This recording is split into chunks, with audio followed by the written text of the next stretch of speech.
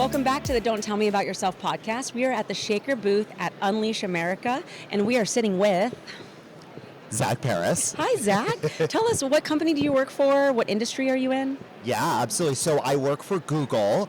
That's fairly recent. I started. No big deal. Yeah, I feel like I've heard of that company. I think.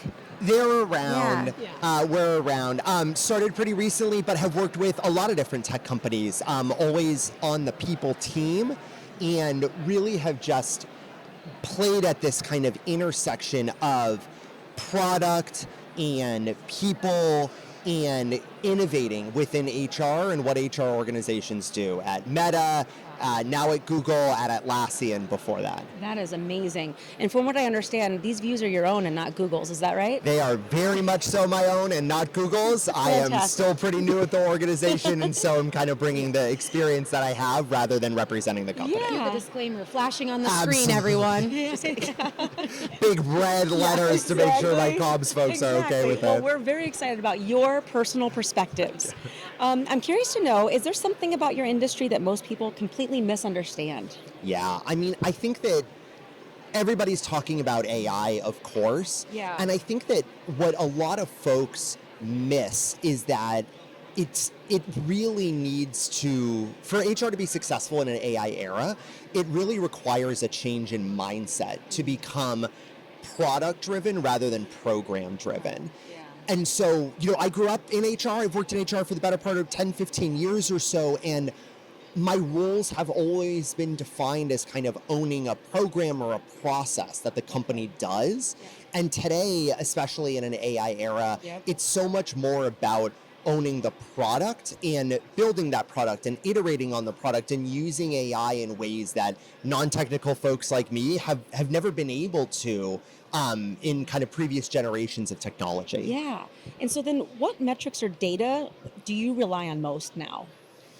Yeah, it's a great question. Some of the most basic ones that I kind of latch onto in an AI era are just usage, right? There are, especially in a world where anybody can code anything, there is no greater voice of endorsement than someone using your product and kind of coming back to it, especially if they don't have to. So one example, when I was at Atlassian, I managed new hire onboarding. And so I built an agent, an AI agent. This is about a year or so ago, and that was a little bit more novel. And it became the most used agent within Atlassian, a company that's 80% engineering. And it was built by me and my team of 2 non-technical folks who grew up in HR. Wow. And that was such a strong endorsement of product market fit. There was a real need for new hires to be able to have kind of this virtual onboarding buddy that they could talk to.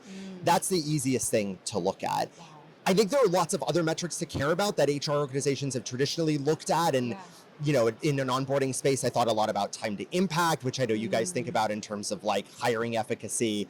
But I think the biggest one is just if we're building products, who's using them and what's the value they're getting out of them. Those are the top line metrics. Sure. You had just mentioned a space where AI has helped you in your job and has helped with onboarding. Are there other areas of your business that you've noticed you've implemented AI and it's helped? Yes. Do tell. Almost innumerable. So when I think about like the value that AI can provide, I think about it in a couple of different layers. I think about kind of individual productivity, and it's been enormously transformative for me. I mean, I'm a vibe coder, which is such a cool thing to say. Wait, can I ask you this? Please. I hear that term all the time, and I'm ashamed to admit I don't know what it means. Can oh my you God, tell that's me? such a great question. Yeah, Okay, it's fantastic. So it was coined by, I'm going to butcher his name, but he was one of the co-founders of OpenAI. And he basically was kind of messing around with LLMs, and he really, the large language models that underlie AI. Thank you. And he realized that basically instead of writing code like line by line with the symbols and the kind of thing that like you or I would probably recognize but not have any idea what it means. The like zeros and ones. Zeros and ones and brackets and code. And, yeah, exactly. That sounds really scary. Yeah, I get it's yeah, so it hurts my terrifying. brain just thinking about it. It's terrifying. But actually, that's such a good point. I'll kind of come back to it at the end of the story. So he realized that like he doesn't need to write code as much anymore. He can just kind of like describe what he wants in this vibey kind of way and just talk in natural language. And basically the AI was smart enough to figure it out, which is wild. Right. And what happened, he coined the phrase, I think about a year, maybe a year and a half ago now. And what's happened is that the AI has gotten smart enough that even in the last week, I was working with Gemini and AI Studio, the Google products, and I was vibe coding, and I was like, I want to build this thing, I want to build this product, and I think this is what it needs to do.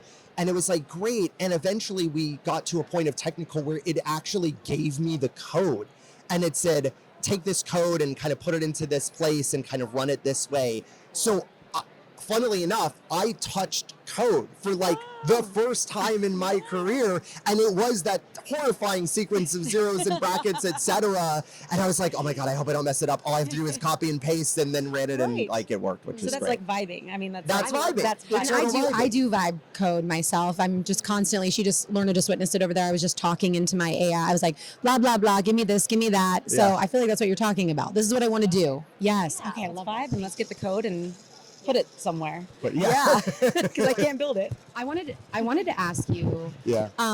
So we're here at Unleash, shaping. I think HR in the future and whatnot is kind of the theme of the event. And I'm curious, like from your perspective, what's the number one thing that talent leaders need to know going into the year ahead, besides the definition of vibe coding?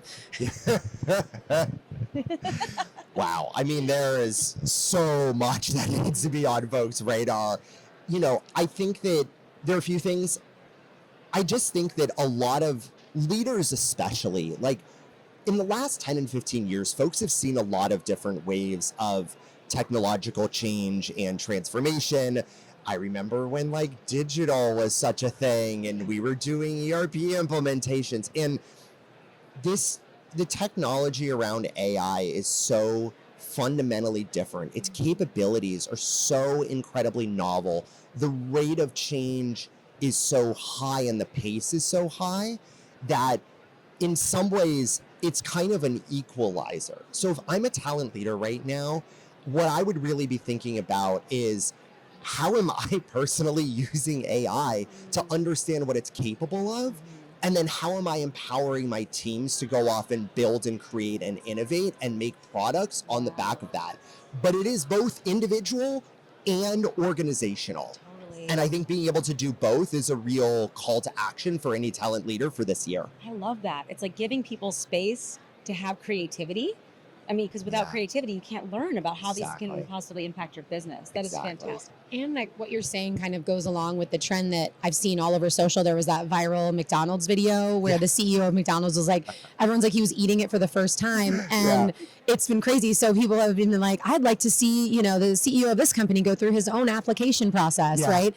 So I hear what you're saying is like, leaders need to be doing it themselves, getting their hands dirty and like actually doing these things versus being on the outside, which I think is really important. So that's such a great point. Yeah. Really in a moment of uncertainty, like being able to go back to first principles and just like hands-on experience, I just think is imperative. And like, we are at a rethink everything first principles moment. Yeah. We've very much learned hearing about your personal perspectives. And where can our listeners find more of your personal perspectives? Sure. I am on LinkedIn, as I'm sure most folks are. And I do post semi-regularly. That's probably going to be the best place. I have a couple things on YouTube, but LinkedIn's best. Good for you. All right. Well, good. Well, thank you so much for your time today. We just hope you enjoy the rest of the conference. Absolutely. I will. Thank you both for hosting me. Appreciate it.